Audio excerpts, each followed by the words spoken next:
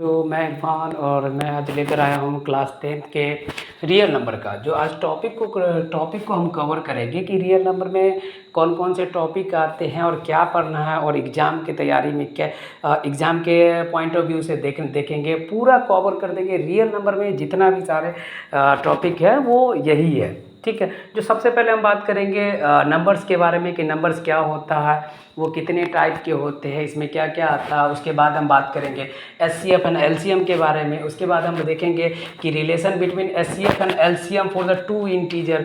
LCM और HCF के बीच में जो रिलेशन है वो बात करेंगे। इसके जस्ट बाद हम बात करेंगे को प्राइम नंबर के बारे में, को प्राइम्स होता है क्या, को प्राइम नंबर क्या होता है। उसके जस्ट जब हम ये सब कवर कर लेंगे तो कुछ इंपॉर्टेंट क्वेश्चन भी देखेंगे कि इंपॉर्टेंट क्वेश्चन क्या है। सब इंपॉर्टेंट क्वेश्चन जो होता है, जो पॉइंट मतलब क्या बोल सकते हैं कि रियल नंबर से रिलेटेड जितना सारे क्वेश्चन होंगे वो सब के सब कवर कराएंगे। इसके जस्ट बाद देखेंगे कि जो हम प्रूव करेंगे, प्रूविंग इरेशनल नंबर को कैसे प्रूव करना ये भी देखेंगे, ठीक है। कि जैसे √5 एक इरेशनल नंबर, ये प्रूव करना है। 2 + √5 इरेशनल नंबर है, इसको भी प्रूव करना है। 2 √5 इरेशनल नंबर है, ये प्रूव करना है। तो इरेशनल नंबर से रिलेटेड जितना भी सारा क्वेश्चन होगा वो सबको प्रूव करेंगे। और लास्ट जो है वो फंडामेंटल थ्योरम ऑफ अर्थमेटिक के बारे में प्रूव करेंगे कि फंडामेंटल थ्योरम ऑफ अर्थमेटिक क्या है, जिसमें आपको क्या सब सारे क्वेश्चन आते हैं, फैक्टर ट्री क्या होता है, ये सारा का सारा आपको कवर कराया जाएगा। साथ में ये भी है कि जब तक आपका 10th कंप्लीट नहीं हो जाता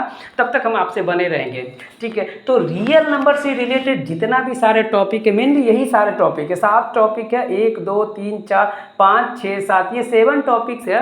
ये 7 टॉपिक्स आपके पूरे रियल नंबर यानी इंटायर रियल नंबर में जितना क्वेश्चन है सर, जितना ज़्यादा डॉट वगैरह सारा का सारा डाउट को क्लियर कराया जाएगा, ठीक है। देखिए चलिए नंबर से एक देखिएगा, नंबर होता क्या, नंबर एक तरह का वो एक आइडिया होता है कि जैसे हम किसी भी चीज़ के बारे में बोलते हैं ना कि हमको क्या चाहिए, 1 गिलास पानी चाहिए, तो हम एक क्या करते हैं, एक अंदाज़ा लगाते हैं कि वो हमको ये चाहिए, 1 गिलास या 2 गिलास, यहाँ से 2 किलोमीटर जाना है या 3 किलोमीटर जाना, एक तरह का ये क्या कर रहे हैं कि एक अंदाजा लगा रहे हैं, ठीक है, एक आइडिया है। तो नंबर्स में अगर हम बात करेंगे तो नंबर कितने टाइप के होते हैं, मेनली नंबर 2 टाइप के होते हैं।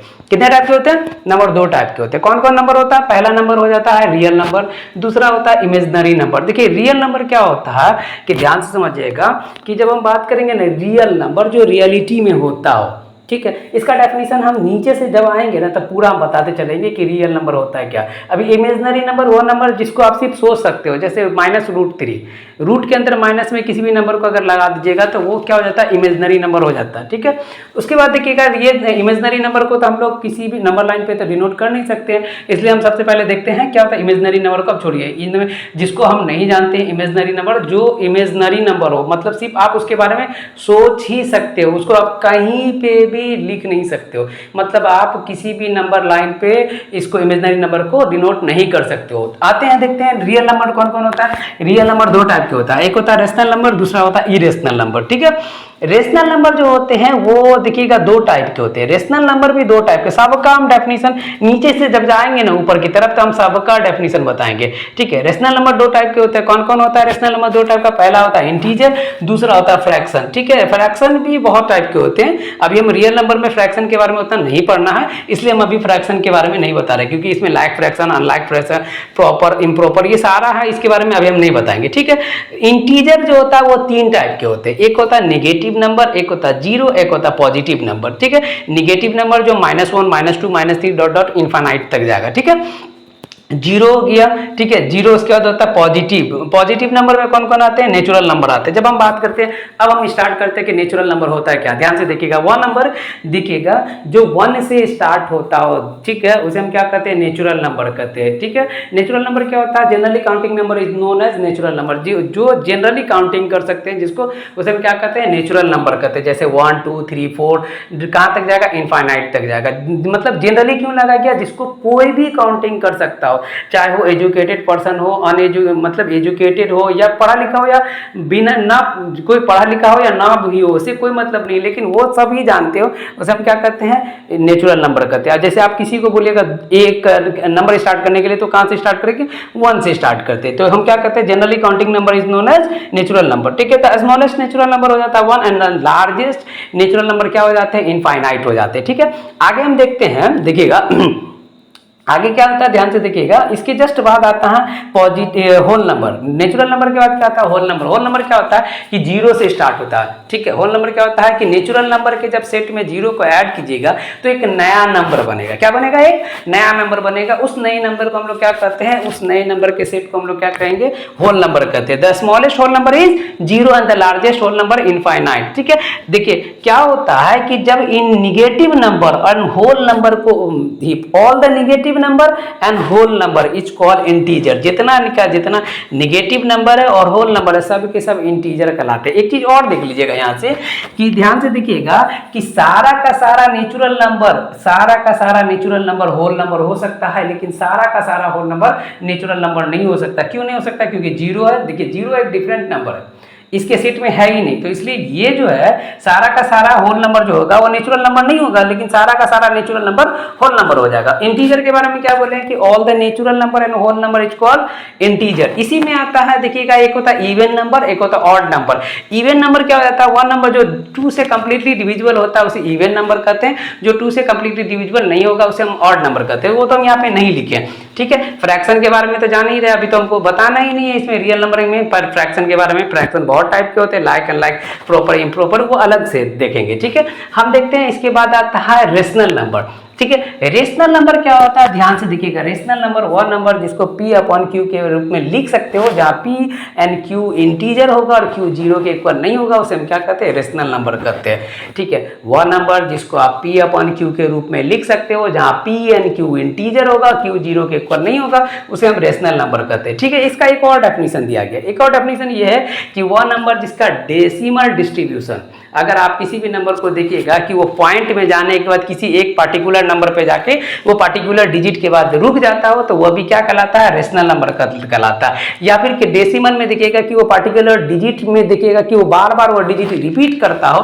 तो उसे हम क्या कहते हैं, रेशनल नंबर कहते हैं। वो टर्मिनेटिंग, नॉन टर्मिनेटिंग देखिएगा वो उसमें आता है, ठीक है। टर्मिनेटिंग कहने का सेंस ये होता है कि जो नंबर अगर किसी दूसरे नंबर से डिवाइड कीजिएगा ना, अगर कंप्लीट रूप से जाके कट जाएगा, वो टर्मिनेटिंग नंबर होता है। नॉन टर्मिनेटिंग जो कंप्लीट रूप से नहीं कटेगा, नहीं कंप्लीट रूप से डिविजिबल होगा, नॉन टर्मिनेटिंग होगा। नॉन टर्मिनेटिंग में क्या होता है, एक होता है आपको नॉन रिपीटिंग आ जाता है, एक होता है नॉन रिपीटिंग। जो रिपीट करेगा वो क्या हो जाएगा, रेशनल नंबर हो जाएंगे, ठीक है। रेशनल नंबर के बाद क्या था, इरेशनल नंबर देखिएगा। इरेशनल सीधी सी बात है, वह नंबर जिसको P अपॉन Q के रूप में नहीं लिख सकते, जहां P और Q क्या होगा, इंटीजर होगा, Q जीरो के इक्वल नहीं होना चाहिए। अगर किसी भी नंबर को देखिएगा Q को अगर जीरो के इक्वल कीजिएगा, तो किसी भी नंबर को जब जीरो से डिवाइड करते हैं तो वो क्या होता है, नॉट डिफाइंड हो जाता है, इसलिए सीधा सीधा ये Q जीरो के इक्वल नहीं होगा, ठीक है। जब अब यहां तक हो गया तो इसके बाद हम देखते हैं क्या होता है कि रेशनल और इरेशनल, देखिएगा रेशनल और इरेशनल के कॉम्बिनेशन को क्या कहते हैं, रियल नंबर कहते हैं। The combination of rational and irrational number is called real number, ठीक है। कॉम्बिनेशन क्या हो जाएगा, रेशनल और इरेशनल नंबर का कॉम्बिनेशन रियल नंबर हो जाता है। और इमेजिनरी नंबर वह नंबर होता है जिसको आपकी नंबर लाइन पे रिप्रेजेंट नहीं कर सकते हो, सिर्फ और सिर्फ आप सोच सकते हो, जैसे -√3, -√4, -√5, ये एक इमेजिनरी नंबर है। इसको आप सिर्फ और सिर्फ सोच सकते हो, कहीं पे इसको रिप्रेजेंट नहीं कर सकते हो, उसे हम क्या कहते हैं, इमेजिनरी नंबर कहते हैं। तो ये हो गया नंबर के बारे में, जितना भी नंबर है। अब हम देखते हैं इसके जस्ट बाद हम देखेंगे, ठीक है, प्राइम नंबर, कंपोजिट नंबर और को प्राइम नंबर क्या होता है, ध्यान से समझिएगा। क्या होता है कि प्राइम नंबर किसे कहते हैं, देखिएगा वह नंबर जिसके पास 2 फैक्टर होते हैं उसे हम क्या कहते हैं, प्राइम नंबर कहते हैं। The number which have only 2 factor 1 and itself, ऐसा नंबर जिसके पास केवल और केवल 2 फैक्टर होते हैं उसे हम क्या कहते हैं, प्राइम नंबर कहते हैं। मतलब जो नंबर सिर्फ और सिर्फ 2, मतलब वो नंबर जो केवल क्या होगा, 1 और खुद से डिविजिबल होगा। मतलब जैसे अगर आप देख सकते हैं कि 2 को अगर आप देखिएगा तो 2 के पास केवल और केवल 2 फैक्टर है, 1 और 2 खुद। 3 को देख रहे हैं तो 3 1 से डिविजिबल है और 3 से डिविजिबल है। अगर हम 5 को देखेंगे तो 5 किससे डिविजिबल है, 1 से और 5 से। 7 क्या है, 1 और 7 से। तो हम कह सकते हैं ना कि क्या होता है कि प्राइम नंबर उस नंबर को कहते हैं जिसके पास केवल और केवल 2 फैक्टर होते हैं। क्या होगा कि वह नंबर जिसके पास केवल 2 फैक्टर होगा उसे हम क्या कहते हैं, प्राइम नंबर कहते हैं। अब सीधी सी बात है, देखिएगा तो सबसे छोटा अगर प्राइम नंबर की बात की जाए तो 2 है, 2 है, और सबसे बड़ा प्राइम नंबर की बात की जाए तो इनफाइनाइट है, ठीक ठीक है। अगर हमसे एक चीज और यहाँ पर से देख सकते हैं कि देखिए 2 क्या है, ये इवन नंबर है, इवन नंबर है और ये स्मॉलेस्ट इवन प्राइम नंबर है।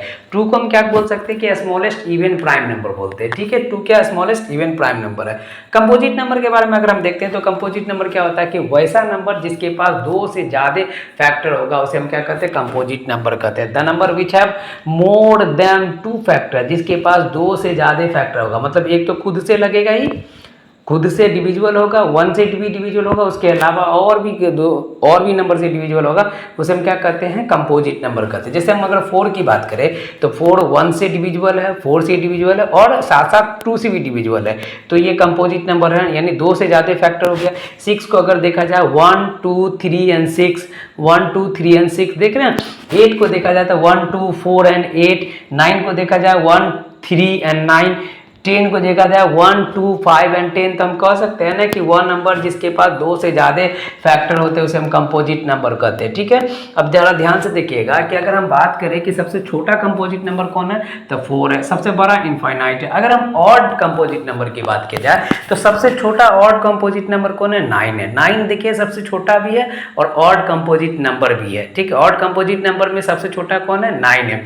इसके बाद एक और चीज हम देखते हैं कि क्या हो गया कि कंपोजिट प्राइम नंबर और कंपोजिट नंबर देख रहे हैं। 1 के बारे में अगर हम बात किया जाए तो 1 क्या, 1 एकलौता ऐसा नंबर है जिसके पास एक ही फैक्टर है, मतलब वो सिर्फ और सिर्फ खुद से डिविजिबल है। मतलब क्या है कि ना भाई हम तुमसे नहीं होंगे डिविजिबल, न तुमसे डिविजिबल हो गए, हम अकेले में डिविजिबल है। तो जो अकेला में डिविजिबल है, जिसके पास केवल और केवल एक ही फैक्टर है, उसे हम क्या कहते हैं, को प्राइम नंबर कहते हैं। यानी को प्राइम 1 आया और क्या बोला कि मेरे पास केवल और केवल एक ही फैक्टर है, हम अकेला ही रहेंगे, मेरे पास कोई नहीं चाहिए, तो इसे हम क्या बोल रहे हैं, को प्राइम नंबर कहते हैं। तो ये हो गया, ठीक है।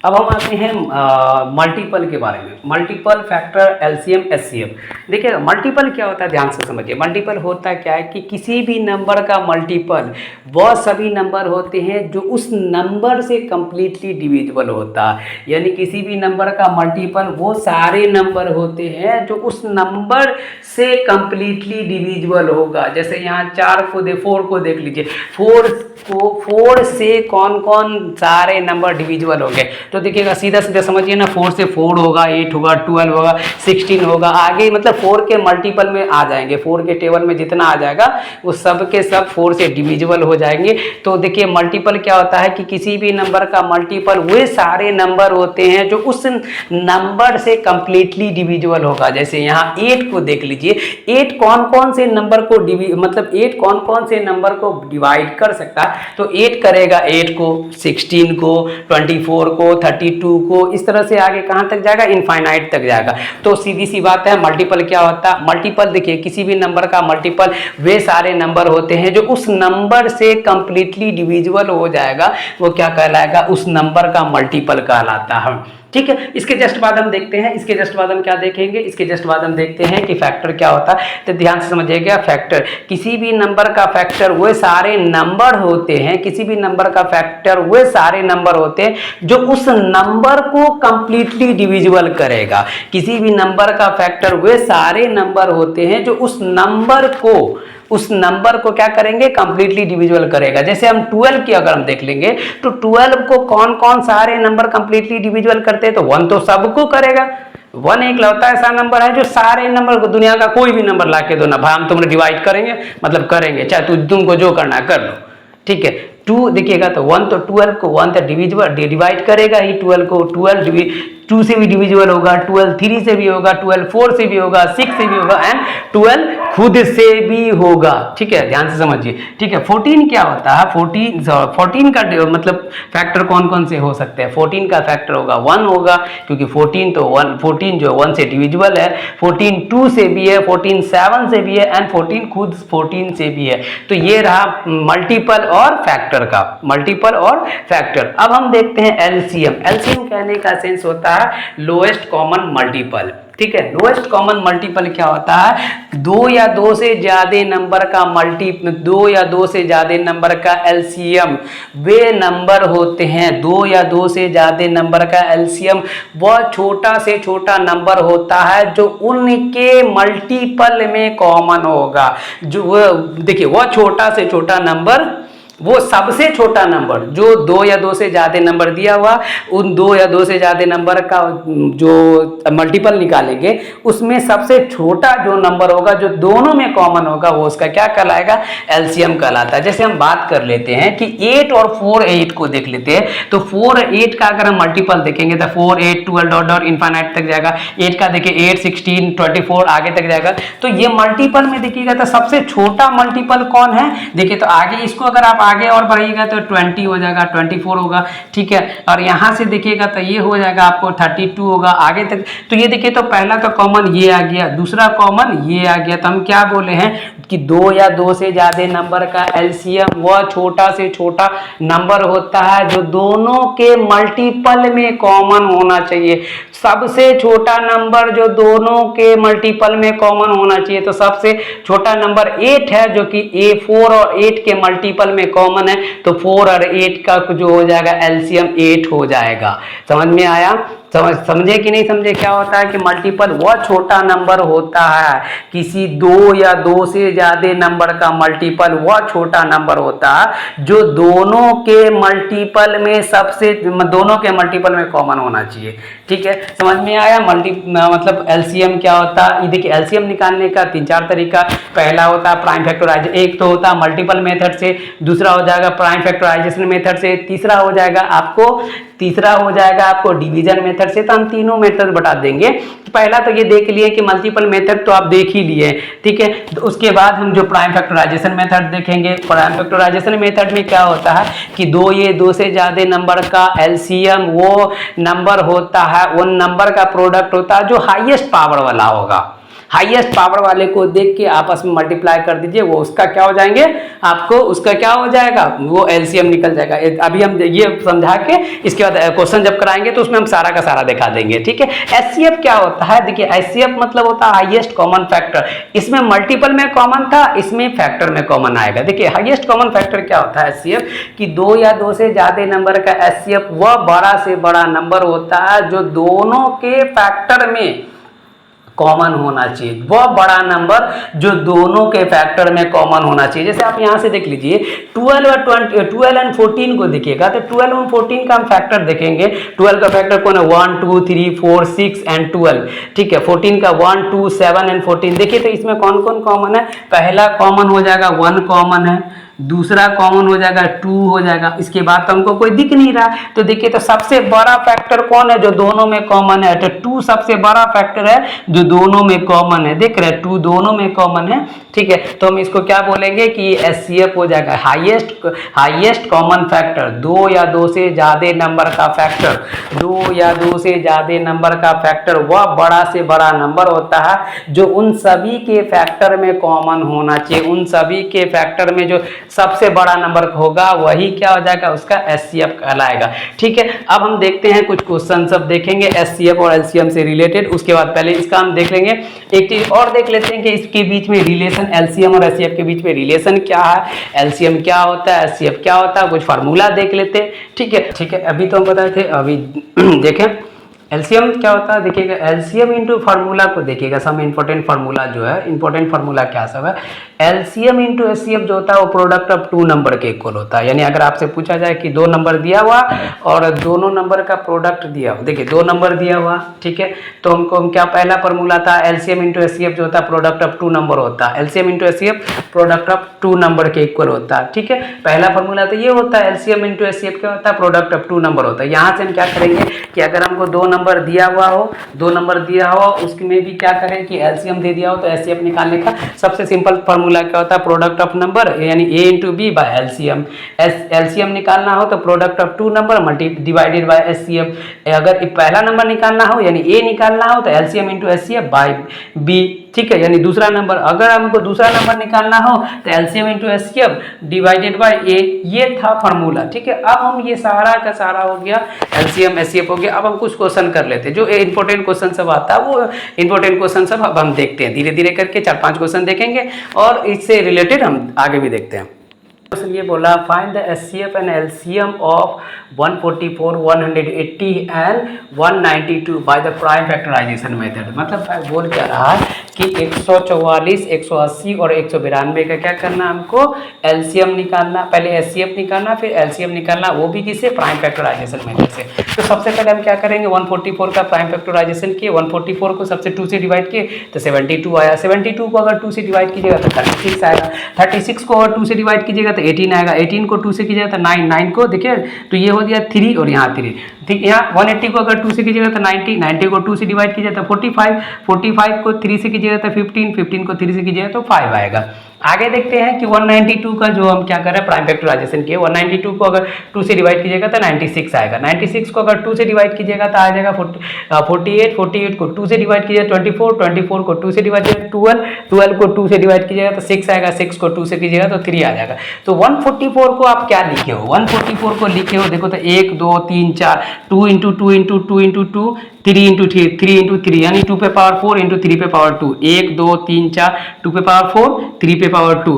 अब 180 को हम क्या लिखे हैं, देखिए तो ये कितना, 1 2 2 2 टाइम है, 3 1 2 टाइम है और 5 1 टाइम है, तो 2 into 2 into 3 into 3 into 5 into 5। ठीक है, तो 2 पे पावर 2, 3 पे पावर 2, 5 पे पावर 1। ठीक है, 192 को हम क्या लिखे हैं कि 2 इंटू, देखिए तो कितना 2 1 2 3 4 5 6, 2 6 टाइम है, 2 इंटू 2 इंटू 2 2 2 देख रहे हैं इंटू 3 यानी 2 पे पावर 6 इंटू 3 पे पावर 1। हम जानते हैं कि 2 या 2 से ज़्यादा नंबर का एचसीएफ जो होता है वो क्या होता है कि 2 या 2 से ज़्यादा नंबर का एचसीएफ जो होता है वह नंबर होता है जो दोनों के फैक्टर, मतलब 2 या 3 नंबर के फैक्टर में कॉमन होना चाहिए। मतलब सिंपल आप कह सकते हैं कि छोटा जो होगा ना, छोटा मतलब सबसे क्या कर सकते हैं कि उसका हम क्या करेंगे कि एक्सपोनेंट को देखेंगे, एक्सपोनेंट के फॉर्म में लिया है, यानी छोटा पावर वाला जितना भी होगा ना सबको आपस, जो छोटा पावर कॉमन होना चाहिए, छोटा पावर में भी कॉमन होना चाहिए। तो यहाँ से देखिएगा 2 पे पावर अगर 2 बात करेंगे, अगर 4 बात करेंगे तो उसमें तो 2 आ ही जाएगा, 6 की बात करेंगे तो उसमें 2 आ ही जाएगा। तो सबसे छोटा कौन है, 2 पे पावर 2 है। देख रहे हैं ये तीनों में 2 पे पावर 2 कॉमन आ रहा है कि नहीं आ रहा, तो 2 पे पावर 2 लिख दिए। देखिए तो 3 पे पावर 1 यहाँ भी है, 3 पे पावर 2 अगर है तो 1 तो होगा ही, जिसके पास 2 को 3 है उसके पास 1 को 3 होगा ही होगा, जिसके पास 2 को 3 है उसके पास 1 3 होगा ही होगा। तो देखिए तो सबसे छोटा 3 मतलब पावर कौन है, 3 पे पावर 1, यहाँ 3 पे पावर 2, 3 पे पावर 2 मतलब 3 पे पावर 1 इस तीनों में कॉमन है तो हम ले लिए। 5 तो सिंगल अकेला यहाँ इन दोनों में है ये नहीं, तो क्या हो गया कि इन तीनों का एचसीएफ जो होगा 144, 180 और 192 का जो एचसीएफ हो जाएगा वो 4 इंटू 3 यानी 12 आ जाएगा। ये आ गया समझ में क्या है कि जो छोटा पावर वाला होगा, ये 2 या 2 से ज़्यादा नंबर दे दिया उसका पहले हम प्राइम फैक्टराइजेशन करेंगे, उसके पावर के फॉर्म में ले आएंगे, एक्सपोनेंट के फॉर्म में, और देखेंगे सबसे छोटा पावर वाला जो भी होगा उसको आपस में मल्टीप्लाई कर देंगे। सबसे छोटा और कॉमन, सबसे छोटा पावर और कॉमन होना चाहिए, उसे हम क्या करेंगे कि आपस में मल्टीप्लाई कर देंगे, जो आएगा वो आपका एचसीएफ हो जाएगा। ठीक है, एचसीएफ मतलब क्या होता है कि अभी हम जस्ट बताएं कि एचसीएफ क्या होता है कि 2 या 2 से ज़्यादा नंबर का एचसीएफ वो नंबर होते हैं, वो बड़ा से बड़ा नंबर होता है जो उसके फैक्टर में कॉमन होना चाहिए। ठीक है, तो फैक्टर में कॉमन क्या, 12 तीनों के फैक्टर में। 12 को अगर आप देखिएगा तो कॉमन यहाँ से देखिए 2 ठो 2, 2 ठो 2, 2 ठो 2।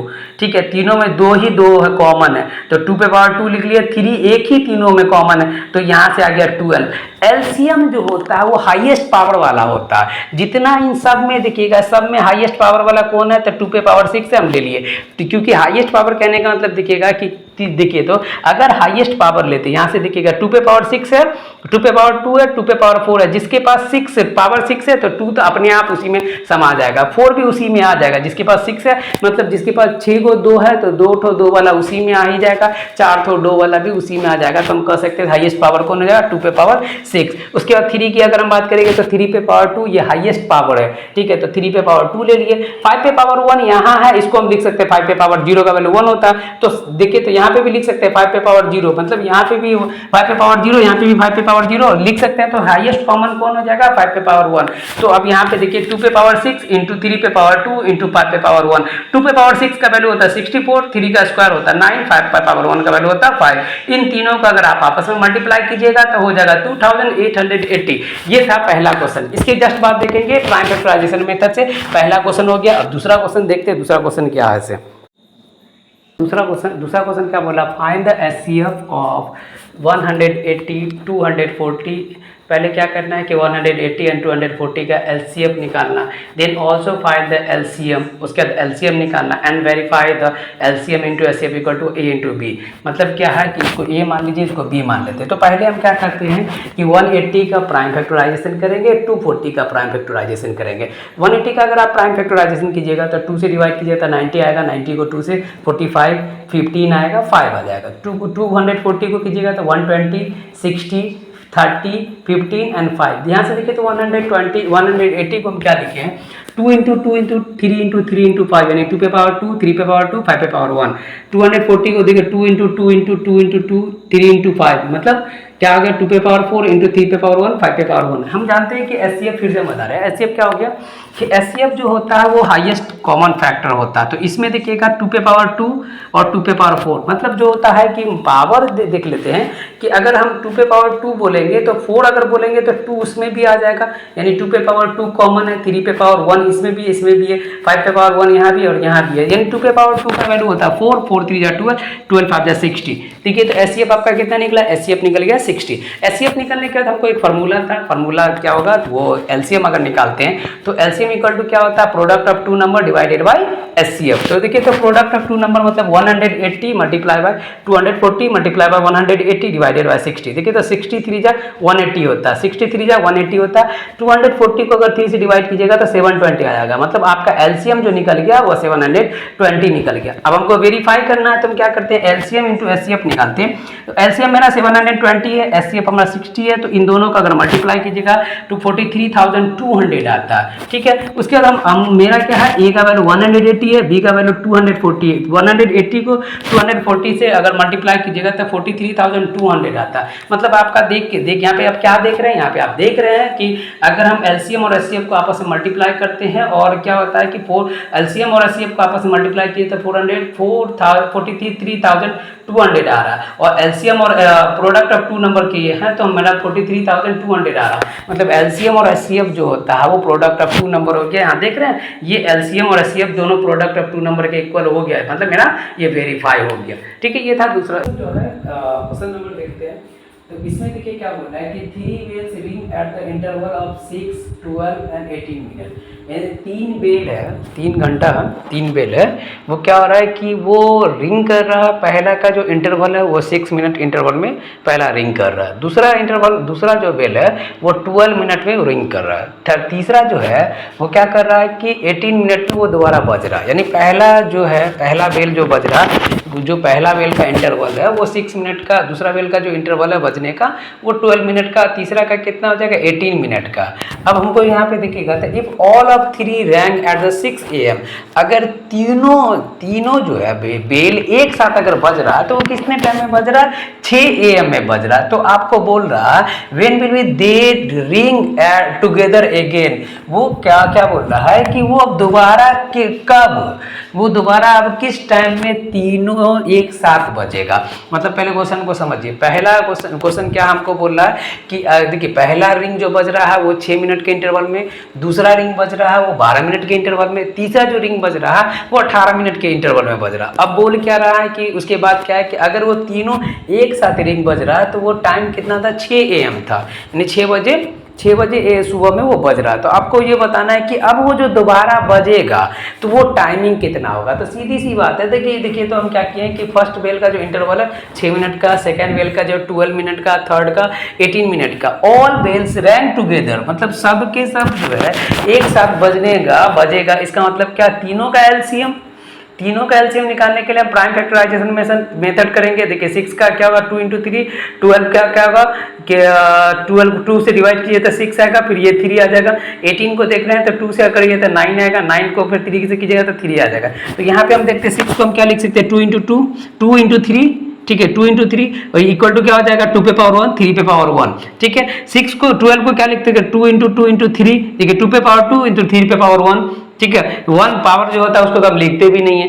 18 को देखिए हम क्या लिख सकते हैं 2 × 3 × 3 यानी 2 पे पावर 1, 3 पे पावर 2, 2 पे पावर 1, 3 पे पावर 2। तो यहां से देखिएगा हम जानते हैं कि एलसीएम होता है क्या कि 2 या 2 से ज्यादा नंबर का एलसीएम में हम क्या करते हैं कि हाईएस्ट पावर वाले को क्या करते हैं आपस में मल्टीप्लाई कर देते हैं। तो तीनों में देखिए तो इन तीनों में 2 का हाईएस्ट पावर कितना है 2 का हाईएस्ट पावर 2 है तो 2 पे पावर 2, 3 का हाईएस्ट पावर कितना है जी 3 पे पावर 2 है। तो इन दोनों का अगर आपस में मल्टीप्लाई कीजिएगा तो 36 मिनट आएगा। मतलब जो आएगा कि देखिएगा ये तीनों जो है एक साथ कितना मिनट में बजेगा जी, तीनों एक साथ बजेगा तो 36 मिनट में बजेगा तीनों एक साथ। तो देखिए तो पहला जो तीनों एक साथ बजा था वो 6 AM में बजा था। अब इसके बाद कब बजेगा तो 36 मिनट के बाद ही बजेगा। तो 6 AM में अगर हम 36 मिनट को ऐड करेंगे तो क्या हो जाएगा 6:36 AM हो जाएगा। कितना हो जाएगा 6:36 AM हो जाएगा। क्या हो जाएगा 6:36 AM में ये दोनों ये तीनों बेल जो है एक साथ बजेंगे। ठीक है, समझ में आया। ऐसा नहीं कि क्वेश्चन देखते साथ अदर जाना, इतना बड़ा वर्ड प्रॉब्लम देखते साथ ओ ये बनेगा कैसे, ऐसा नहीं, ऐसा सोचना ही नहीं।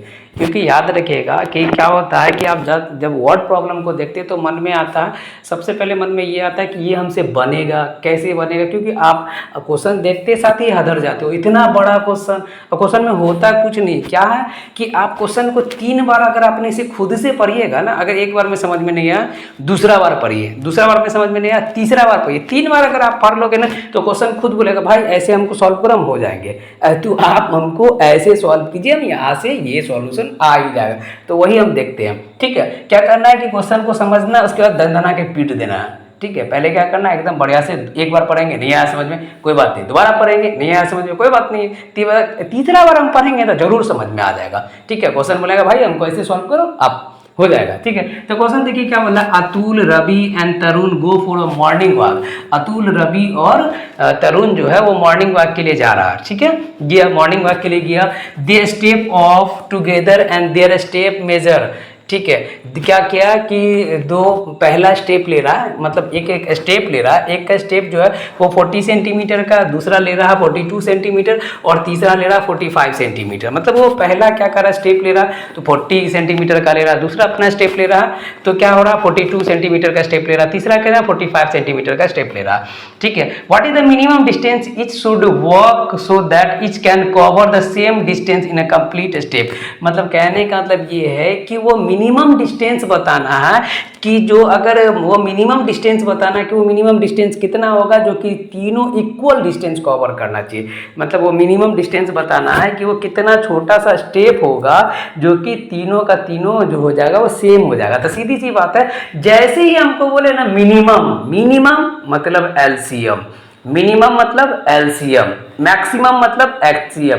तो यहां से हम देख रहे हैं क्या कर रहे हैं, अतुल जो स्टेप ले रहा है वो 40 सेंटीमीटर का ले रहा है। सॉल्व कैसे करेंगे, देखिए वर्ड प्रॉब्लम को तो वर्ड से ही सॉल्व करेंगे, पूरा लिखना तो जरूरी ही है। ठीक है, अगर नहीं लिखोगे तो जो आपका कॉपी चेक करेगा बोले हाँ भैया ले कहाँ बनाई लो, ले हटा नहीं दे तो नंबर ले काट देगा। तो देखिए तो अतुल जो स्टेप ले रहा है वो 40 सेंटीमीटर का लिया, रवि ले रहा है 42 सेंटीमीटर का, तरुण ले रहा है 45 सेंटीमीटर का। तो ये वो मिनिमम डिस्टेंस बताना है कि वो मिनिमम डिस्टेंस क्या होगा। वो मिनिमम डिस्टेंस जो तीनों लेगा ना तो इक्वल होना चाहिए, मिनिमम डिस्टेंस जो कवर करेगा वो क्या होना चाहिए। तो minimum distance cover by each one मतलब एलसीएम ऑफ 40, 42 एंड 45। तो एलसीएम निकालने के लिए 3 तरीका है, चाहे आप वो मल्टीपल मेथड से निकाल लीजिए या प्राइम फैक्टराइजेशन मेथड से निकालिए या डिवीजन मेथड से निकालिए। यहाँ पे ऐसा कुछ बोल तो नहीं रहा, लेकिन बेहतर है कि हम प्राइम फैक्टराइजेशन मेथड से निकाल दें। तो हम क्या करेंगे 40 का प्राइम फैक्टराइजेशन करेंगे तो क्या आएगा 2 × 2 × 2 × 5 यानी 2 पे पावर 3 × 5। 42 का अगर आप कीजिएगा तो 2 × 3 × 7 आएगा, 2 × 3 × 7 है। 45 को देखिए 3 × 3 × 5 आ जाएगा। देखिए यहाँ देख रहे हैं 3 × 3 × 5 यानी 3 का स्क्वायर और 5। हम जानते हैं एलसीएम क्या होता है कि 3 या 3 से ज़्यादा नंबर का एलसीएम निकालने के लिए क्या करते हैं कि मैक्सिमम पावर वाले को हम देखते हैं। तीनों में मैक्सिमम पावर वाला कौन कौन है। तो देखिएगा अगर हम 2 की बात करेंगे तो तीनों में 2 की देख रहे हैं तो तीनों में यहाँ पे 2 तो है नहीं, अगर जहाँ पे नहीं तो वहाँ पे 2 पे पावर 0 लिख सकते हैं, 2 पे पावर 0 का वैल्यू 1 होता है, तो मैक्सिमम 2 पे पावर देख रहे हैं तो कितना 2 पे पावर 3 है तो 2 पे पावर 3 लिख दिए। 3 को देखते हैं जो कि 3 देख रहे हैं यहाँ पे 0 3 है नहीं, इसमें है, इसमें भी है, इसमें नहीं है, तो इसको हम 3 पे पावर 0 लिख सकते थे। ठीक है, तो हम क्या करते हैं मैक्सिमम 3 पे पावर कितना है 2 है तो 3 पे पावर 2 लिख दिए। 5 यहाँ भी इसमें नहीं है, इसमें भी है, किसी एक में भी होगा ना तो हम उसको लिखेंगे एलसीएम में, तो 5 ले लिए, 7 है तो 7 ले लिए। इन सब को अगर आप मल्टीप्लाई करोगे 2 पे पावर 8 का वैल्यू, 2 पे पावर 3 का वैल्यू होता है 8, 3 का स्क्वायर होता है 9, 5 है 7, इन सब को अगर मल्टीप्लाई करोगे तो 22,520 सेंटीमीटर है। मतलब ये मिनिमम डिस्टेंस हो जाएगा, ये मिनिमम डिस्टेंस है जो कि तीनों का तीनों क्या करेगा इक्वल डिस्टेंस कवर करेगा। मतलब जो मिनिमम डिस्टेंस कितना होगा, मिनिमम जो स्टेप कितना है वो 2520 सेंटीमीटर है, जो कि तीनों इक्वल स्टेप ले सकता है। समझ में आया? चलिए इसको अब हम इरेज करते हैं कि there is a circular path around a sport field, यानी एक सर्कुलर पाथ है स्पोर्ट फील्ड में। Priya take 18 minute to drive 1 round of the field. Priya जो है एक राउंड को कंप्लीट करने में जो है वो 18 मिनट ले रही है। ठीक है, वो जो स्पोर्ट्स ग्राउंड है, सर्कुलर स्पोर्ट ग्राउंड है, उसको एक राउंड को कंप्लीट करने में प्रिया जो टाइम ले रही है वो 18 मिनट ले रही है। ठीक है, उसके बाद क्या होता है, while Ravi take 12 minute for the same, मतलब उसी राउंड, मतलब उसी सर्कुलर पाथ को एक राउंड कंप्लीट करने में रवि 12 मिनट ले रहा है। तो आपको बोल क्या रहा है कि सपोज कीजिए कि they both start at the same point, अगर दोनों एक ही पॉइंट से चलना शुरू करें, अगर दोनों एक ही पॉइंट से चलना शुरू करें एंड द सेम टाइम, और सेम टाइम पे, and go in the same direction, और एक ही डायरेक्शन में जा रहा है। अगर एक इधर की तरफ, प्रिया इधर की तरफ ही जा रहा है तो रवि भी उधर की तरफ जा रहा है, मतलब तू जहां जाए हम भी उधर उधर जाएंगे। ठीक है, तो क्या हो रहा है कि बोल क्या रहा है कि after how many minutes will they meet again at the same starting point, at the starting point. मतलब अब क्या हो रहा है कि अब वो किस टाइम पे, वो कौन किस टाइम पे जो है वो दोनों जो है वो सेम पॉइंट पे आके मिलेगा, वो सेम स्टार्टिंग पॉइंट पे आके मिलेगा। तो सीधी सी बात है कि स्टार्टिंग पॉइंट पे आके मिलने का मतलब बोल रहा है कि ये दोनों का एलसीएम निकाल देना है। तो हम क्या करेंगे कि व्हाट प्रॉब्लम है, तो लैंग्वेज की तो जरूरत है। तो Priya take a time to complete 1 round of 1 round, मतलब एक जो सर्कुलर पाथ को कंप्लीट करने में प्रिया जो टाइम ले रही है वो 12 मिनट ले रही है, सॉरी 18 मिनट ले रही है। रवि ले रहा है कितना, 12 मिनट ले रहा है। तो they start at the same point, so they meet again at the same direction, equal to LCM of 12 and 18। 12 और 18 का एलसीएम निकालने के लिए हम क्या करते हैं कि इसका क्या करेंगे, इसको हम क्या करते हैं कि 12 का प्राइम फैक्टराइजेशन करते हैं, 12 का और 18 का प्राइम फैक्टराइजेशन करेंगे। तो 12 का प्राइम फैक्टराइजेशन कीजिएगा तो क्या आएगा 2 इंटू 2 इंटू 3 यानी 2 पे पावर 2 इंटू 3 पे पावर 1। 18 को कीजिएगा तो 2 इंटू 3 इंटू 3 यानी 2 पे पावर 1 इंटू 3 पे पावर 2। तो एलसीएम जो होता है वो मैक्सिमम पावर वाले को हम ले लेते हैं, दोनों में मैक्सिमम पावर, 2 का मैक्सिमम पावर कितना है 2 है, 3 का मैक्सिमम पावर कितना है 3 है, तो 2 का स्क्वायर 4 होता है, 3 का स्क्वायर 9 होता है, तो 9 4 जा 36, यानी 36 मिनट में क्या होगा कि दोनों उसी पॉइंट पे आकर मिल जाएंगे। 36 मिनट में क्या होगा कि दोनों एक सेम पॉइंट में आकर मिलेंगे। तो ये रहा इस तरह का क्वेश्चन। अब आगे इरेशनल नंबर होता क्या है, ठीक है, जो भी हम प्रूव करेंगे, प्रूविंग इरेशनलिटी, उससे पहले हम इरेशनल नंबर के बारे में जानते हैं। देखिए इरेशनल नंबर क्या होता है कि वह नंबर जिसको आप p अपॉन q के रूप में नहीं लिख सकते हो, the number which is not written by p upon q where p and q are integer and q not equal to 0। अगर हम इरेशनल नंबर के बारे में देखते हैं तो उससे पहले हमको 3 पॉइंट जानना पड़ेगा। पहला कि उस नंबर को आप p अपॉन q के फॉर्म में नहीं लिख सकते हो, जहां p और q आर क्या होगा इंटीजर होगा, q 0 के इक्वल नहीं होगा। दूसरा जो होता है कि जैसे हम किसी नंबर को देख लेते हैं, जैसे होता क्या है कि किसी नंबर को रेशनल नंबर में देखे थे, इससे पहले जो आपको ऊपर में अभी बताए थे, इससे पहले उसमें क्या होता है कि रेशनल नंबर में क्या होता है कि कहते हैं कि वह नंबर जिसको आप p अपॉन q के रूप में लिख सकते हो, जहाँ p and q are integer होगा, q 0 के इक्वल नहीं होगा, तो उसे हम क्या बोले थे रेशनल नंबर बोले थे। एक और चीज बोले थे कि डेसिमल डिस्ट्रीब्यूशन जो किए थे रेशनल नंबर का, रेशनल नंबर में क्या बताए थे कि वह नंबर जिसका डेसिमल डिस्ट्रीब्यूशन क्या होता था कि टर्मिनेटिंग होता था। अगर टर्मिनेटिंग नहीं हुआ तो नॉन टर्मिनेटिंग में रिपीटिंग होना चाहिए था। लेकिन यहाँ पे हम जैसे बात करते थे कि कोई नंबर था जैसे 3.4, इसको अगर आप देखते हो 3.4 ये जाके यहाँ पर 4 पे जाके रुक गया, तो ये आपको रेशनल नंबर हो जाएगा। फिर इसके बाद एक और चीज़ देखा 3.33 को देख लीजिए। 3.33 जो है ये क्या कर रहा है, 3 बार बार रिपीट कर रहा है, 3 बार बार रिपीट कर रहा है, तो ये भी एक रेशनल नंबर हो गया। अब हम देखिए टर्मिनेटिंग करने का मतलब होता है कि क्या होता है कि वो किसी एक डेसिमल के बाद किसी एक पॉइंट पे जाके रुक जाना, या क्या बोलते हैं कि पूरा पूरा कंप्लीट रूप से डिवीजन हो जाना, ये टर्मिनेटिंग कहलाता है। नॉन टर्मिनेटिंग मतलब क्या होता है, नॉन टर्मिनेटिंग करने का मतलब क्या होता है कि वो अगर नॉन टर्मिनेटिंग है तो नॉन टर्मिनेटिंग में दो चीज होता है, या तो रिपीट करेगा या नहीं रिपीट करेगा। जब दो नंबर को किसी दूसरे नंबर, जैसे दो नंबर को हम देख लेते हैं, यहाँ से अगर आप देखते हो कि क्या बोलते हैं कि अगर हम 8/3 को देखते हो तो इसको आप डिवाइड कीजिएगा तो 2.6666 आएगा। ये क्या हो रहा है कि बार बार ये 6 जो है वो बार बार रिपीट कर रहा है।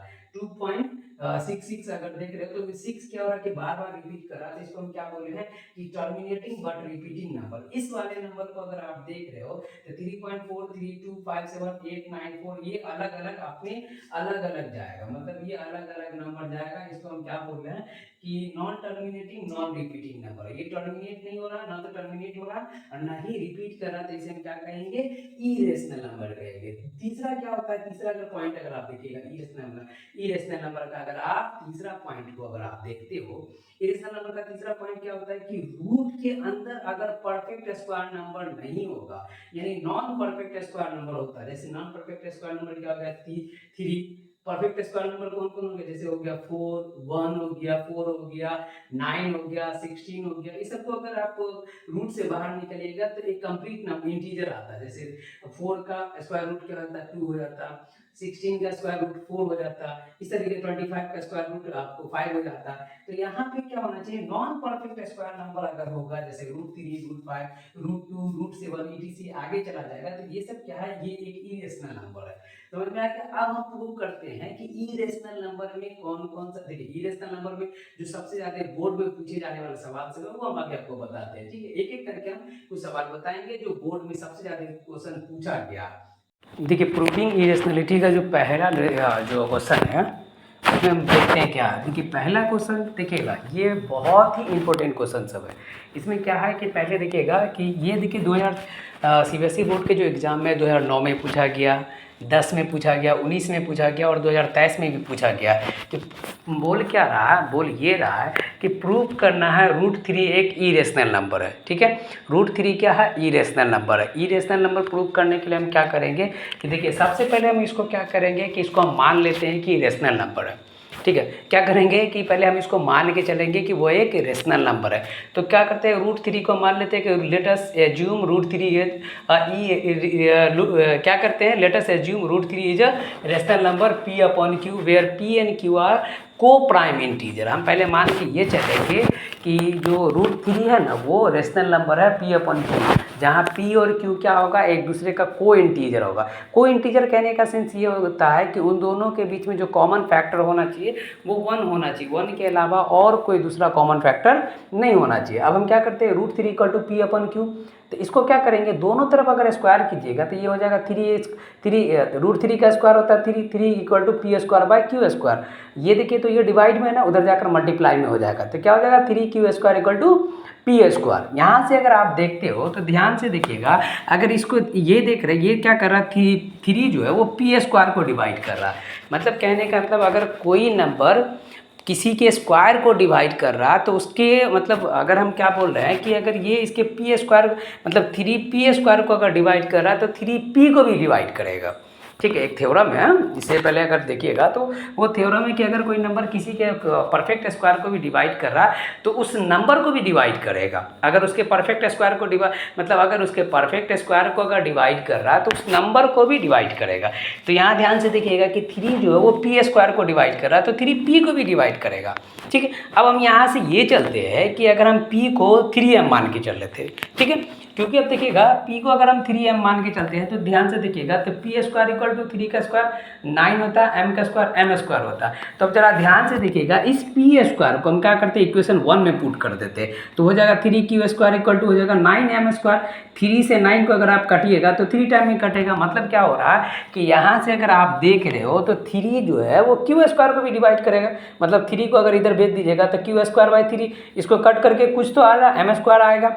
ठीक है, यहाँ से अगर आप देखते हो तो 3 जो है वो डिवाइड कर रहा है q स्क्वायर को भी, तो 3 q को भी डिवाइड करेगा। अगर 3 जो है q स्क्वायर को डिवाइड कर रहा है तो 3 q को भी डिवाइड करेगा। एक चीज़ और आप देख रहे हैं कि 3 जो है वो p स्क्वायर को भी डिवाइड कर रहा है, मतलब p को भी डिवाइड कर रहा, 3 q को भी डिवाइड कर रहा। और हम माने क्या थे कि p और q जो होगा वो को प्राइम इंटीजर होगा। को प्राइम इंटीजर कहने का सेंस होता है कि p और q के बीच में 1 के अलावा और कोई कॉमन फैक्टर नहीं होना चाहिए। तो हम बोल सकते हैं ना कि it is a contradiction of our assuming, जो हम माने हैं उसके विरोध में हो गया।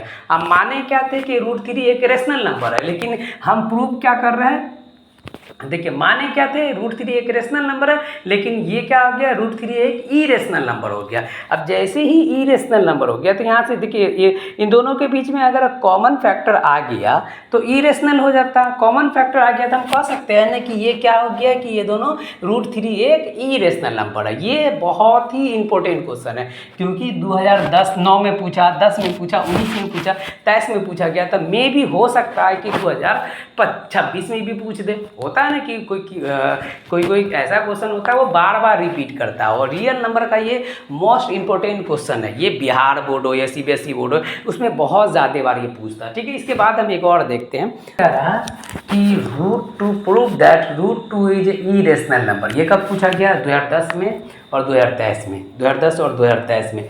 ध्यान से देखिएगा, हम क्या करते हैं कि 2023 में पूछा गया और 10 में भी, तो हम क्या करते हैं, पहले √2 को रेशनल नंबर मान लेते हैं। √2 क्या मान लेते हैं, let assume √2 is a rational number p by q where p and q are integer and q not equal to g। मतलब p and q r क्या होगा, को प्राइम इंटीजर होगा। को प्राइम इंटीजर मतलब उन दोनों के बीच में कॉमन फैक्टर सिर्फ 1 होना चाहिए। को प्राइम इंटीजर कहने का सेंस यही होता है कि उन दोनों के बीच में केवल और केवल एक ही 1 ही होगा जो कॉमन फैक्टर होगा, 1 के अलावा कोई कॉमन फैक्टर नहीं होगा। तो हम क्या करते हैं, √2 को इक्वल टू हो जाएगा p अपन q। अब दोनों तरफ स्क्वायर करते हैं, √2 को भी स्क्वायर हो जाएगा, स्क्वायरिंग बोथ साइड, तो √2 का स्क्वायर 2 होता है, p का square p square by q square. ये इधर डिवाइड में, तो इधर आकर क्या हो जाएगा, मल्टीप्लाई में हो जाएगा। तो क्या हो जाएगा, 2q square equal to p square. इसको इक्वेशन 1 मान लेते हैं। ध्यान से देखिए, तो 2 जो है वो p स्क्वायर को डिवाइड कर रहा है तो 2p को भी डिवाइड करेगा। मतलब अगर कोई नंबर किसी के स्क्वायर को डिवाइड कर रहा है, परफेक्ट स्क्वायर को डिवाइड कर रहा है, तो उस नंबर को भी वो डिवाइड करेगा। तो 2 क्या करेगा, p को भी डिवाइड करेगा। अब हम क्या कर लेते हैं कि p स्क्वायर को, यानी p को हम 2m मान लेते हैं। तो p स्क्वायर क्या हो जाएगा, 2p। देखिए तो p अगर 2m है तो p स्क्वायर क्या हो जाएगा, 2 का स्क्वायर 4 और m का स्क्वायर m स्क्वायर, तो हो जाएगा 4m स्क्वायर। इस p स्क्वायर को इक्वेशन 1 में पुट कर दीजिए। तो इसको जैसे इक्वेशन 1 में पुट कीजिएगा तो q स्क्वायर इक्वल टू हो जाएगा 2q square equal to 4m square. 2 से अगर 4 को कटिएगा तो 2 टाइम में कटेगा, तो q स्क्वायर इक्वल टू हो जाएगा 2m स्क्वायर। अब जरा ध्यान से देखिएगा कि 2 जो है वो q स्क्वायर को डिवाइड कर रहा है तो 2q को भी डिवाइड करेगा। इसका मतलब एक चीज और दिए देखिए कि हम क्या बोले थे कि p एंड q को प्राइम होना चाहिए, को प्राइम इंटीजर। लेकिन को प्राइम इंटीजर 1 के अलावा दूसरा कोई कॉमन फैक्टर नहीं होना चाहिए। लेकिन यहाँ पे p और q के बीच में 1 के अलावा 2 क्या है, 2 जो है वो आ गया, कॉमन फैक्टर आ गया। जैसे ही 2 कॉमन फैक्टर आ गया तो ये हम जो माने थे, हमारा जो एज्यूमिंग था कि ये जो p और q के बीच में 1 के अलावा कोई कॉमन फैक्टर नहीं होना चाहिए, वो तो गलत हो गया। अब जैसे ही वो गलत हो जाएगा तो हम कह सकते हैं ना कि but it is a contradiction of our assuming, जो हम माने हैं उसके विरोध में है ये। अब जैसे ही विरोध में होगा तो हम कह सकते हैं ना कि ये क्या हो गया, यह एक इरेशनल नंबर हो गया। तो याद रखिएगा, इरेशनल नंबर जो होता है वो बार बार पूछता, ठीक है। हाँ तो देखते हैं अब जो क्वेश्चन है वो क्या है। बोल रहा है कि देखिए क्वेश्चन है जो ये बोल रहा है कि prove that 3 plus root two is a irrational number. आपको प्रूव करना है कि 3 प्लस रूट टू क्या इरेशनल नंबर है। तो ध्यान से देखिएगा, हम क्या करते हैं कि हम मान के चलते हैं कि let us assume 3 plus root two is a rational number r. हम 3 प्लस रूट टू को एक रेशनल नंबर आर मान के चलते हैं तो क्या हो जाएगा, 3 plus root two equal to r हो जाएगा। अब यहाँ से देखिए तो 3 प्लस में है तो उधर जाकर क्या हो जाएगा, माइनस में हो जाएगा। तो root two equal to r minus 3, और 3 क्या है, 3 एक रेशनल नंबर है और रूट टू क्या है, इरेशनल नंबर। अभी जस्ट प्रूव किए हैं इससे पहले कि रूट टू क्या है, इरेशनल नंबर है। और एक बात और है कि देखिए रूट के अंदर अगर कोई परफेक्ट स्क्वायर नंबर नहीं है, रूट के अंदर अगर कोई परफेक्ट स्क्वायर नंबर नहीं है तो वो इरेशनल नंबर होगा। अगर परफेक्ट स्क्वायर नंबर है तो वो रेशनल नंबर होगा। तो क्या है, रूट टू क्या है, परफेक्ट स्क्वायर नंबर नहीं है। अगर हम प्रूफ नहीं किए रहते तो आप देख के भी बता सकते हैं रूट टू क्या है, परफेक्ट स्क्वायर नंबर नहीं है तो ये इरेशनल नंबर हो जाएगा। तो ध्यान से देखिएगा, रूट टू इक्वल टू हो जाएगा आर माइनस 3, और यहाँ से देखिए तो आर क्या है, रेशनल नंबर है, जो कि माने है रूट 3 भी क्या है, रेशनल नंबर है। तो एक चीज और ध्यान से समझिएगा कि दो रेशनल नंबर का सम रेशनल होता, दो रेशनल नंबर का डिफरेंस रेशनल होता, दो रेशनल नंबर का जो प्रोडक्ट होता वो रेशनल ही होता। तो यहाँ से देखिए तो दोनों, ये भी रेशनल और ये भी रेशनल, इन दोनों का डिफरेंस भी क्या होगा, रेशनल ही होगा। तो ये देखिए ये रेशनल और ये इरेशनल क्या कभी पॉसिबल हो सकता है? रेशनल और इरेशनल दोनों आपस में इक्वल हो सकता, कभी नहीं हो सकता।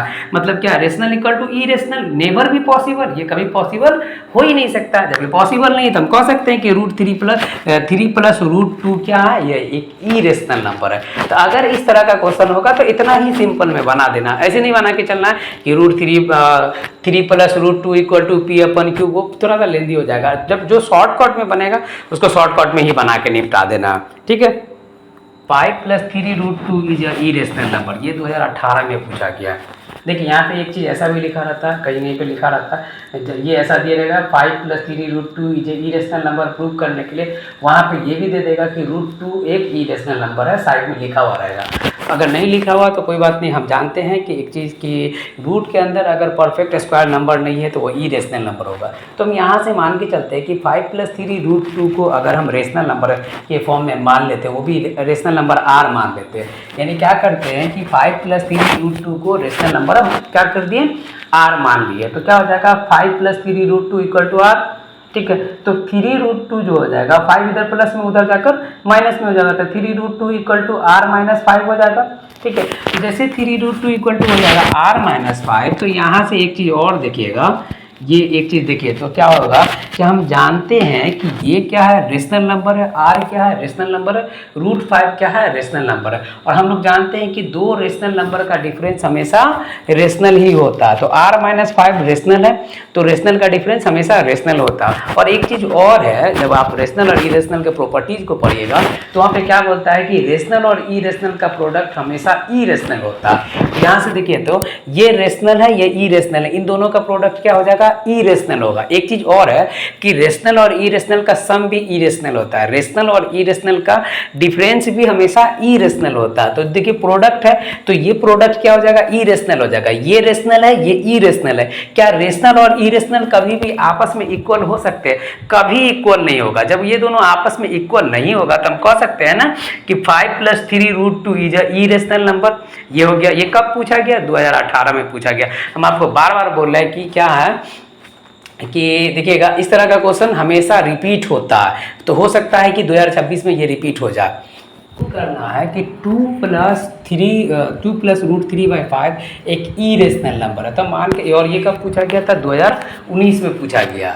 ये 2019 में पूछा गया क्वेश्चन है कि 2 प्लस रूट 3/5 एक इरेशनल नंबर है। ध्यान से देखिएगा, हम क्या करते हैं कि इसको रेशनल नंबर आर मान लेते हैं कि 2 प्लस रूट 3/5 एक रेशनल नंबर आर है। तो 2 plus root 3/5 equal to r. देखिए तो 5 इधर अगर डिवाइड में तो इधर आकर मल्टीप्लाई में हो जाएगा। 2 plus root 3 equal to 5R। और हम जानते हैं कि दो रेशनल नंबर का प्रोडक्ट हमेशा रेशनल होता है। तो 5 भी रेशनल और R भी रेशनल, तो दोनों का प्रोडक्ट भी रेशनल क्या हो जाएगा, रेशनल हो जाएगा। 5 भी रेशनल, R भी रेशनल, तो दोनों का प्रोडक्ट भी क्या हो जाएंगे, रेशनल हो जाएंगे। और एक चीज ये है कि रेशनल और इरेशनल नंबर का सम हमेशा इरेशनल होता है। 2 रेशनल और √3 इरेशनल, इन दोनों का सम हमेशा क्या हो जाएंगे, इरेशनल हो जाएंगे। तो ये तो हो गया आपको यहाँ से हो गया, ध्यान से देखिएगा, ये तो हो गया आपका इरेशनल, ये हो गया रेशनल। क्या रेशनल और इरेशनल कभी आपस में इक्वल हो सकते? कभी इक्वल नहीं हो सकता। तो हम कह सकते हैं ना rational equal to irrational, never भी पॉसिबल। जब ये पॉसिबल ही नहीं है तो ये क्या हो जाएंगे, √2 + √3/5 क्या हो जाएगा, एक इज ऑलवेज इरेशनल नंबर, ये भी प्रूव हो गया। चलिए हाँ, तो देखिए आज का जो सबसे मेन जो हम लोग जो आप अपने रियल नंबर के जो सबसे लास्ट टॉपिक पे पहुंचे हैं, वो लास्ट टॉपिक क्या है कि fundamental theorem of arithmetic. Fundamental theorem of arithmetic होता क्या, ये हमारे रियल नंबर का सबसे लास्ट टॉपिक है। वैसे एक इसमें एक और था जो पिछले साल तक थे, वो यूक्लिड डिवीज़न लेमा और यूक्लिड डिवीज़न एल्गोरिदम, लेकिन इस साल उसको क्या किया, इस बार उसको रिमूव कर दिया गया, डिलीटेड कर दिया गया, हमारे डिलीट कर दिया गया, यानी रिमूव कर दिया गया हमारे इससे सिलेबस से। तो जो लास्ट टॉपिक बचता है वो क्या है, फंडामेंटल थ्योरम ऑफ अर्थमेटिक। तो सबसे पहले हम समझेंगे कि फंडामेंटल थ्योरम ऑफ अर्थमेटिक कहते हैं किसको। देखिए फंडामेंटल थ्योरम ऑफ अर्थमेटिक होता क्या है कि किसी भी कंपोजिट नंबर को आप क्या कर सकते हो कि उसके प्राइम फैक्टराइजेशन के प्रोडक्ट के फॉर्म में लिख सकते हो। जितना भी कंपोजिट नंबर है, कोई भी कंपोजिट नंबर को ले लीजिएगा, अगर उसको आप क्या कर सकते हो कि प्राइम फैक्टराइजेशन के प्रोडक्ट के फॉर्म में आप उसको लिख सकते हो। और ये जो प्राइम फैक्टराइजेशन होगा, जब ये जो प्राइम फैक्टराइजेशन होगा वो क्या होगा, एक यूनिकनेस होगा, वो एक यूनिक होगा। जैसे कुछ एग्जाम्पल के तौर पे हम देखते हैं कि 20 को अगर 20 को अगर आप प्राइम फैक्टराइजेशन कीजिएगा तो क्या आएगा, 2 × 2 × 5, ठीक है, 2 × 2 × 5 आता है। और इसको आप ऐसे लिख सकते हो 2 × 5 × 1। मतलब ये देख रहे हैं कि ये जो यूनिकनेस है, ये जो इसका जो प्राइम फैक्टराइजेशन किए हैं, ये जो यूनिकनेस आया जो 2 × 2 और 5 × 1, 2 भी क्या एक प्राइम नंबर है, 5 भी क्या है एक प्राइम नंबर है, और ये एक यूनिक फैक्टर आया। ये क्या है, यूनिक फैक्टर है कि इसके अलावा भी और कुछ है नहीं हो सकता, ये इसके अलावा किसी और का हो ही नहीं सकता। तो हम कह सकते हैं ना कि देखिए क्या होता है कि फंडामेंटल थ्योरम ऑफ अर्थमेटिक क्या कहता है, फंडामेंटल सिंपल समझिए, फंडामेंटल थ्योरम ऑफ अर्थमेटिक सीधा कहता है कि ये किसी भी कंपोजिट नंबर का क्या करता है, एक यूनिकनेस प्राइम फैक्टराइजेशन को देता है, एक यूनिक प्राइम फैक्टराइजेशन को देता है। जैसे देखिएगा अगर हम इसका जो नोट्स लिख दिए हैं वो नोट्स पे ध्यान दीजिएगा, every composite number has a prime factorization, जितने के जितने कंपोजिट नंबर है सबका प्राइम फैक्टराइजेशन होता है। दूसरा देखिएगा जो भी कंपोजिट नंबर है स्वाभाविक सी बात है उसका प्राइम फैक्टराइजेशन होगा, चाहे जिसको भी देख लीजिए। दूसरा ये कहता है कि द फैक्टराइजेशन इज यूनिक, और जो फैक्टराइजेशन होगा वो यूनिक होगा क्योंकि प्राइम फैक्टराइजेशन खुद में एक यूनिक होता है, ठीक है। वो क्या होगा कि द फैक्टराइजेशन इज यूनिक, और फैक्टराइजेशन क्या होगा, यूनिक होगा।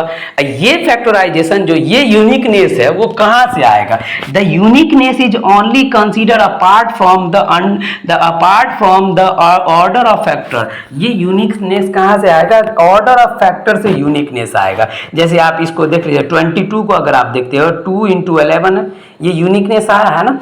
अब 20 को देख लीजिएगा तो 2 × 2 × 5 × 1, ये यूनिकनेस आया। ये जो है ये प्राइम नंबर का प्राइम प्रोडक्ट का एक यूनिकनेस आया कि नहीं आया। तो हम ये है आपका फंडामेंटल थ्योरम ऑफ अर्थमेटिक्स, ठीक है। फंडामेंटल थ्योरम ऑफ अर्थमेटिक इससे रिलेटेड जैसे एक क्वेश्चन को हम आगे देख लेते हैं कि आपको बोलेगा, इसमें क्या होता है कि इसी में आपको फैक्टर ट्री भी पढ़ना है, ठीक है। फैक्टर ट्री इसी में देखने को मिलता है। तो हम क्या करते हैं कि एक चीज़ अगर आपको देख लीजिएगा, जैसे यहाँ पे आपको बोला जाए कि 100 है, इसको क्या करना है कि यूनिक, इसको क्या करना है फंडामेंटल थ्योरम ऑफ अर्थमेटिक्स के अकॉर्डिंग इसको प्राइम फैक्टराइजेशन के ये प्रोडक्ट के फॉर्म में लिखना है। तो हम क्या कर सकते हैं, तो सबसे पहले 2 से डिवाइड करेंगे, ये आ जाएगा 50, फिर इसको डिवाइड करेंगे ये 25, ये 5 से लगेगा 5। तो हम 100 को क्या लिख सकते हैं 2 × 2 × 5 × 2। ये एक यूनिकनेस को दिया कि नहीं दिया, ये एक यूनिकनेस क्या कर रहा है, यूनिकनेस को आपको दे रहा है, यूनिक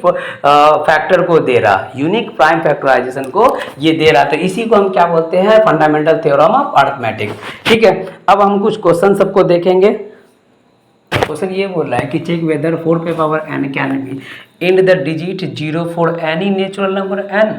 देखिए क्या बोल रहा है कि क्या 4 पे पावर n जो है इसका लास्ट डिजिट 0 हो सकता है जहां n कोई नेचुरल नंबर है। तो हम ध्यान से समझते हैं एक चीज़, सबसे पहले इससे पहले देखेंगे कि किसी भी नंबर का जो लास्ट डिजिट 0 पे तब आके रुकेगा जब उसके प्राइम फैक्टराइजेशन में 2 और 5 दोनों होना चाहिए।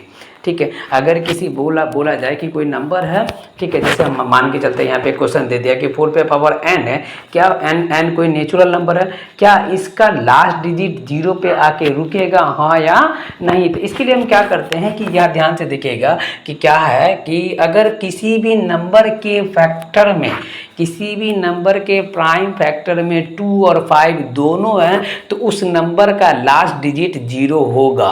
अगर 2 और 5 दोनों में से कोई एक भी नहीं है तो उसका लास्ट डिजिट 0 नहीं होगा। ठीक है, क्यों नहीं होगा, ध्यान क्यों नहीं होगा, सीधी सी बात है। तो यहाँ से हम देखते हैं कि इफ द नंबर 4 पे power n for any natural number n where n to in with the digit 0 when the it would be divisible by 2 and 5। मतलब कहने का मतलब जो है इस नंबर के 4 पे पावर n का लास्ट डिजिट 0 तब होगा जब उसका फैक्टर में 2 और 5 दोनों होना चाहिए। फैक्टर में या फिर आप सीधे बोल सकते हैं ये 2 और 5 दोनों से डिविजिबल होना चाहिए, तभी इसका लास्ट डिजिट 0 आएगा। तो यहाँ पे हम देखते हैं 4 पे पावर n को आप ऐसा लिख सकते हो 2 होल पावर 2n, क्योंकि 2 का स्क्वायर 4 होता है। देखिए पावर का पावर आपस में मल्टीप्लाई होता है, तो इसको आप ऐसा लिख सकते हैं 2 पे पावर 2n लिख सकते हैं। अब जरा ध्यान से देखिएगा 4 के फैक्टर में आप क्या देख रहे हो, सिर्फ और सिर्फ 2 है, 5 है ही नहीं। मतलब यहाँ पे देखिए we clearly observe that 5 is not present in the factor of 4n। यहाँ पे हम सीधा देख रहे हैं कि 4n में 5 है ही नहीं, 4n के फैक्टर में 5 है ही नहीं। दैट मीन्स क्या 4n will not divisible by 5। जो 4n जो होगा वो 5 से डिविजिबल नहीं होगा। क्यों नहीं होगा, देयरफॉर इट क्यों नहीं होगा, क्योंकि इसमें 2 और 5 दोनों होना चाहिए। यहाँ पे सिर्फ और सिर्फ 2 है और 5 है ही नहीं, इसलिए यह डिविजिबल नहीं होगा। तो हम कह सकते हैं देयरफॉर 4 पे power n can not be in with digit 0 for any natural number. इसलिए यह इसका लास्ट डिजिट जो होगा वह 0 नहीं हो सकता है। तो ये रहा नेचुरल रियल नंबर का सबसे लास्ट और ये सबसे इंपॉर्टेंट क्वेश्चन है। ये हमेशा इस तरह का क्वेश्चन पूछा जाता है। जैसे अभी ये क्या 2019 में पूछा गया था 4 पे पावर n जो है उसका लास्ट डिजिट 0 होगा या नहीं होगा। कभी 6 पे पावर n पूछ देता, कभी 5 पे पावर n पूछ देता, 7 पे पावर n, कुछ भी पूछ सकता है। और आपको बताना है कि जहां n कोई नेचुरल नंबर होगा तो आपको ये बताना है कि क्या इसका लास्ट डिजिट 0 होगा या नहीं होगा।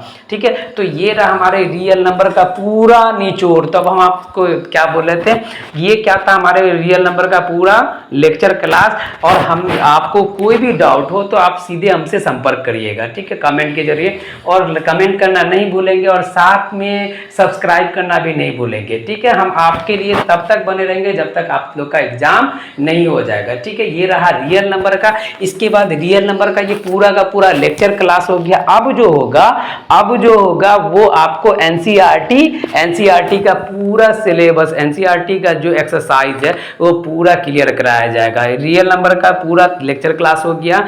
कल से जो होगा वो एनसीईआरटी का सारा एक्सरसाइज आपको मिल जाएगा। ठीक है, तो लाइक एंड सब्सक्राइब करना नहीं भूलेंगे। थैंक यू, धन्यवाद।